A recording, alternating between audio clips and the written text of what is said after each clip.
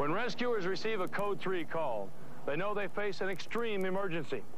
And when these calls come from remote or inaccessible areas, response time becomes a major factor. For both rescuers and victims, precious minutes can stretch into agonizing hours, and human life can slowly slip away. Deep in the Indiana countryside, Kenny Lee Kerrigan and two friends went cave exploring. 10 stories down, Kenny fell 25 feet, sustaining serious injuries. One friend went for help, and by nightfall, more than 100 rescuers had gathered, including Todd Brooks. When I first got to the scene, everyone was thinking that Kenny could possibly die. The thought does go through your mind that he might die, and then you're going to be removing a corpse instead of another caver. As an experienced cave explorer, Kenny has participated in many cave rescues himself. Now he must depend on his fellow cavers to bring him out alive, including many volunteers from the National Speleological Society, a group devoted to cave exploring. Brooks hooks in and begins rappelling down a dangerous obstacle course of narrow passageways and tiny chambers.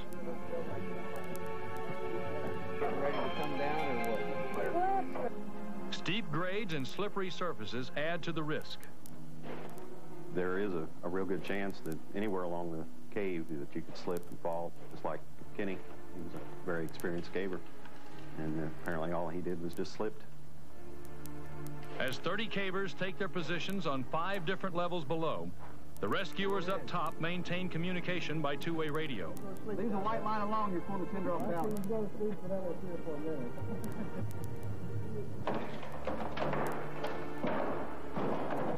Rescue equipment is passed with painstaking care along the underground brigade. As the cavers work in near darkness, Kenny's cries tell them that they're getting closer.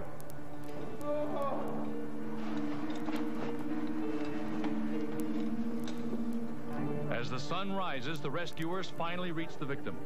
They relay word that he has suffered serious head and internal injuries. The rescue team now faces its next challenge, bringing Kenny up.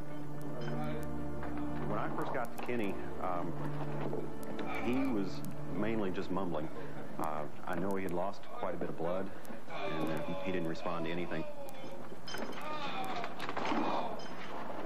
Later on, began to get quite vocal. He'd move him, he'd yell. That weighs pretty heavy on you, several hours of hearing him screaming every time you bump the stretcher or move him. The size and weight of the loaded Stokes basket seriously impedes the rescue effort. It no longer travels easily through the snake-like system of underground tunnels. The rescuers are forced to use special tools to enlarge the narrowest passageways. That was my head. Was that your head? It was. He's coming out on that white line. As the hours pass, those above receive word that Kenny's medical condition is deteriorating. But vertical rescues like these can only progress slowly, sometimes literally an inch at a time.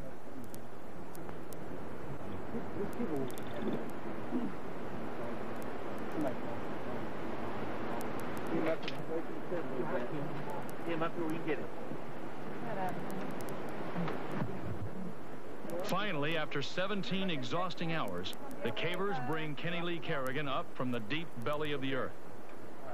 Got you, babe. You're here. Gonna be okay, Kenny. This rescue is far from over.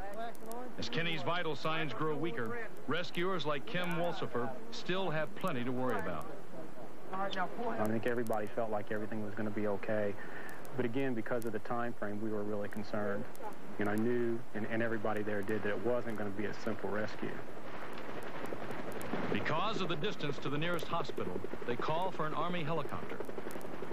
The steep and heavily wooded terrain makes a landing impossible, and the Army flight mechanic lowers a crew member. To the rescue team, it seems to take forever. His condition was deteriorating the whole time. You felt kind of a helpless feeling. It's like, why can't it be done quicker? Precious minutes pass as the crewman loads Kenny into a body skid. At last, the ascent begins. But halfway up, a guy wire becomes detached, and the basket begins to spin dangerously out of control.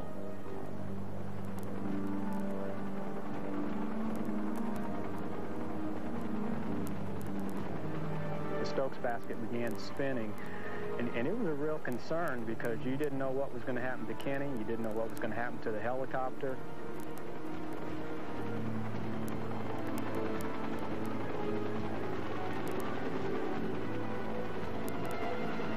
The helicopter crew is finally able to stabilize the spinning basket and bring Kenny safely inside.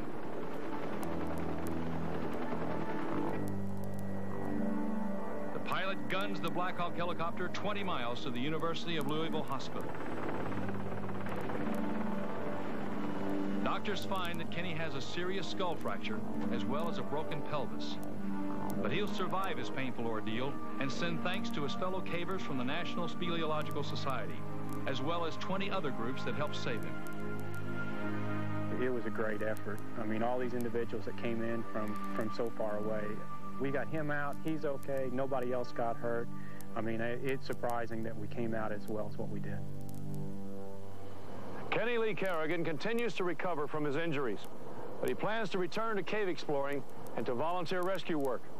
It's his way of giving back to his fellow cavers, who gave him a second chance at life. I'm Gil Gerard. Join us next time.